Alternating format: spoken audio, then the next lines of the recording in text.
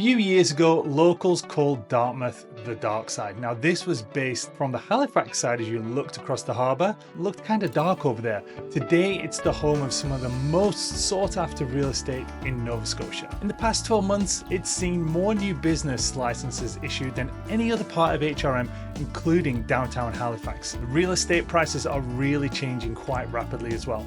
Now in this video, I'm going to show you exactly what's driving Dartmouth's transformation, where the best opportunities are right now, and why waiting maybe even a few couple of months to consider Dartmouth could actually cost you significantly. I'm Richard Payne, your local Halifax realtor who relocated to the area of Nova Scotia 18 years ago. No plans to leave whatsoever, so let's get into the video.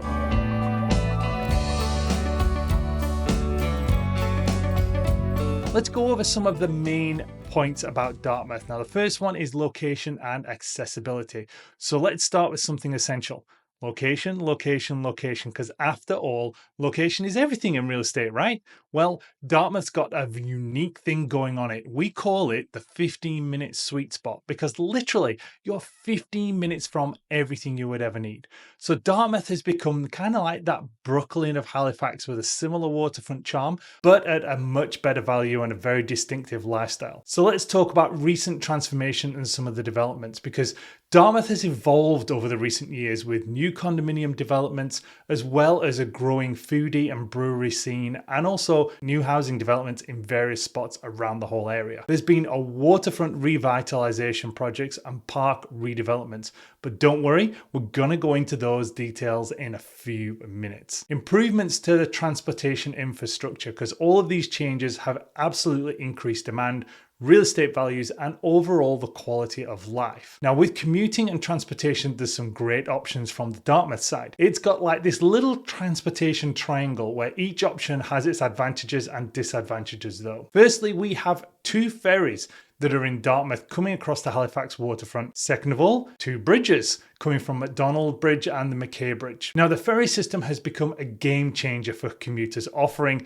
12 minutes of a scenic ride on time reliability. Ferries are every 15 and 30 minutes and a monthly pass that actually saves you money compared to doing parking and the bridge over the downtown Halifax. Government did just announce as well though that the tolls are going away on April the 1st, so fingers crossed, not an April Fool's prank. Let's talk commute times. Now taking the ferry, 20 to 45 minutes, allowing for waiting as well as walking to your destination. Bus times can vary because the direct routes are 9 to 12 minutes, with transfers maybe 30 minutes to an hour. But driving can be anywhere from 15 minutes depending on the location, or 30 minutes or more if there's an accident on one of those bridges especially. Now Dartmouth's transit infrastructure is far more comprehensive than a lot of people think.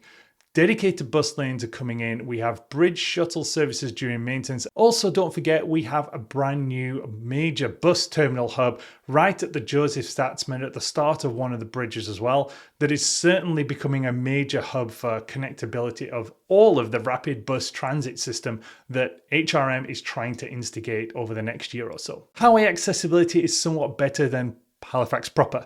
Direct routes up to the airport that avoid the downtown traffic, quick access to Bedford's business district with a new connector highway direct into Bedford Commons to avoid the dreaded Magazine Hill congestion. So easy connections will also get you to the Eastern Shore communities as well. Going on to employment and economic growth, and the landscape over there has shifted. Burnside's expansion has added over 2,000 jobs in just the last year alone. Dartmouth Crossing is growing every year, and an emerging tech hub in downtown Dartmouth is getting those younger professionals to turn up and want to live in Dartmouth. Walkability and neighborhoods. Well, downtown Dartmouth has evolved into one of HRM's most walkable areas. Everything from grocery stores to breweries and food shops and cafes are within a 10 to 15 minute walk. So if you think Dartmouth's accessibility sounds impressive, just wait until I show you what's happening with real estate. But before we get into those numbers, let's carry on with these neighborhoods. Let's do a deep dive into the Dartmouth neighborhoods, because they are quite neatly tucked into distinct little pockets, each of which has its own character. Now, I've been selling here for years, and it still fascinates me how every every area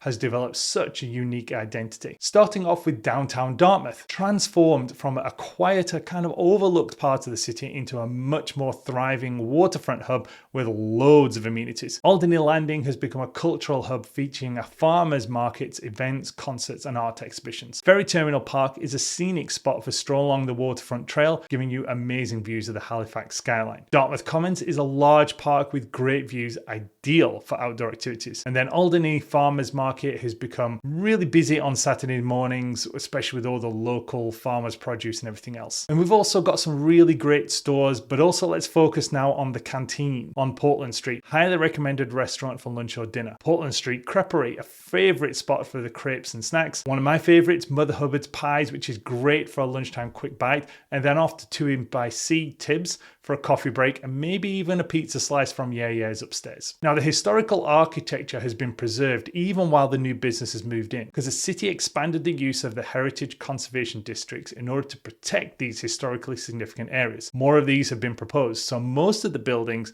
have been upgraded for modern use in a way that kind of keeps that architectural character that Halifax is known for, especially over in Dartmouth. New developments are being designed to complement even the look of these historic areas as well. Festivals are certainly something that brings that downtown community together. The Ice Festival, which is carving, street games and specials at downtown businesses, live entertainment and music as well. Dartmouth Festival Series is a summer event series featuring lots of lake entertainment. Now let's go to the lake area, because there is 3 different walking lakes within distance of each other. In each it has its own character. So Sullivan's Pond, created back in the 1830s, a part of the Shubenacadie Canal system, and this is the one that has a lot of variety of events, outdoor concerts, and also the Dartmouth tree lighting, surrounded by some really well kept pathways, shaded trees, and the swans. Lake Bannock is an Olympic level paddling course, home to 3 sprint and canoe kayak clubs, 2 rowing clubs, and a dragon boat club, and is popular with swimmers, paddlers, and of course skating in winter. Lake Micmac is a quieter, more nature-orientated experience compared to the other 2 lakes. It's a shallow lake, so the characteristics can be quite different from some of those deeper lakes, which changes the ecosystem. Definitely less developed than Lake Bannock, but still gives you that opportunities for swimming and paddling. Russell Lake West is one of the fastest growing modern developments over on the Dartmouth side, attracting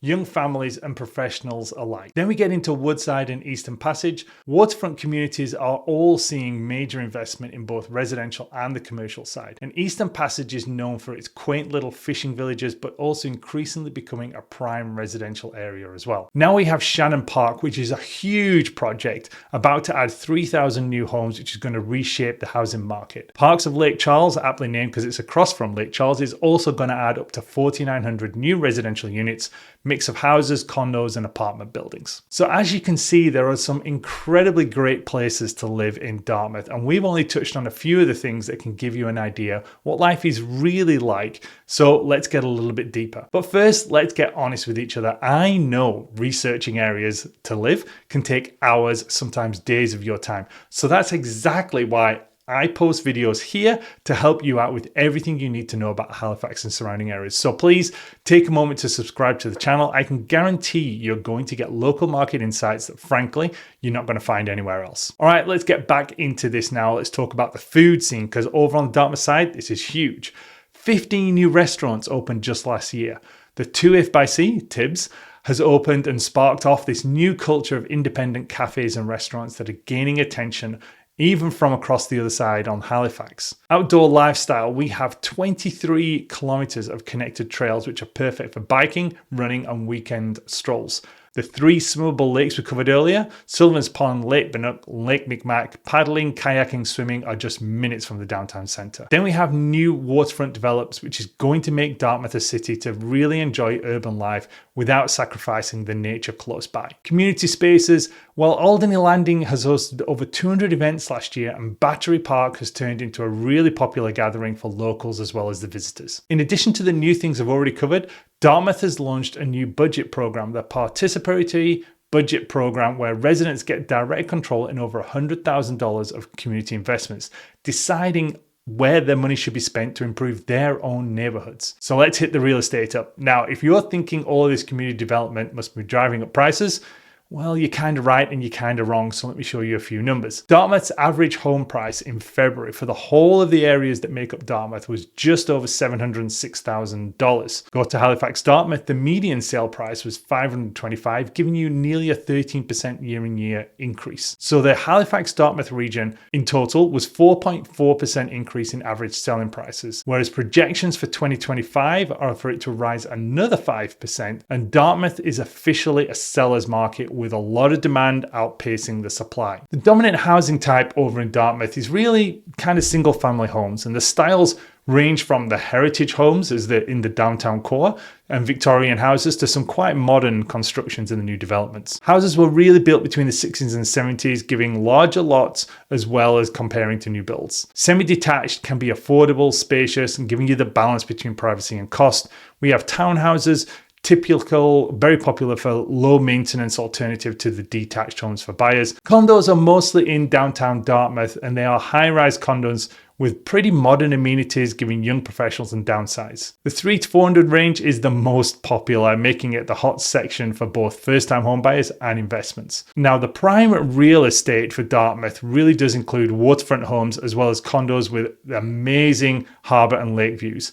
So they're going to command a premium in pricing, but will give you exceptional lifestyle benefits, but still enjoying that proximity to the downtown core. Right, we've covered all of the good stuff. So let's take a proper look at some of the challenges for a minute now. Now, every area is going to have its drawbacks, and Dartmouth is no different. As part of the Halifax Regional Municipality, the overall area has become increasingly more expensive, in particular in housing. So home prices have increased significantly, and the rents, they're kind of starting to climb as well, again, due to the high demand but the low supply. Couple that with low vacancy rates, and that's really where Dartmouth has one of the lowest rental vacancy rates in Nova Scotia, so it can be tough to find affordable housing. Going into property taxes and utility costs, taxes can be high, obviously with the increasing the value of the houses, and of course the fuel costs jump into that. Now, the average salaries are showing in Dartmouth to be fairly low compared to the rest of the Canada, but it's about keeping up with that as well. So whilst Dartmouth has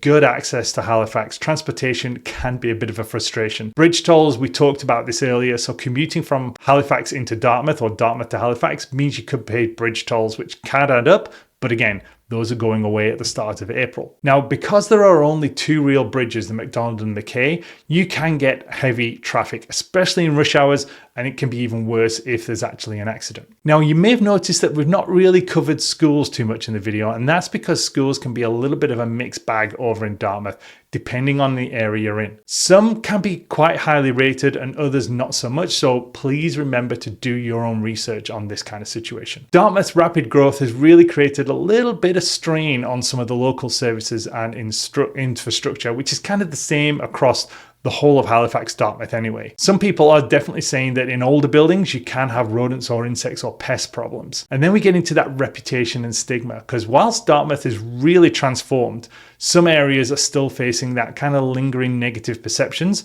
but it's starting to get through that, definitely. So who should live in Dartmouth? That's the big question. People who are looking for larger homes compared with Halifax, walkable neighbourhoods, parks and access to lakes. Then also professionals and commuters, ideal for anyone who wants to work in Halifax or Dartmouth, because you've got the ferry commutes, the highway access, growing job hubs like Burnside Industrial Park. So young professionals and entrepreneurs are definitely moving into the area, and they want to be part of Dartmouth's revitalised downtown. New businesses, independent cafes, and a very strong community vibe. Let's flip the coin. Who should not live in Dartmouth? Well, if you're families that are looking for more space and top-rated schools, and people who prefer a quieter lifestyle compared to the urban amenities, well, if you fall into one of those categories, there's probably better and greater areas of Halifax that are going to suit your needs. So look, after spending years helping people decide where to live in a certain area, here's what I can tell you. Dartmouth is nothing like what it used to be. Yes, it's got its challenges, just like anywhere. But the opportunities here are incredible if you know where to look, and the lifestyle is a good fit for you. So if you made it to this point in the video, there's a very, very good chance you're seriously thinking about buying or selling your home in the Halifax or the Dartmouth area.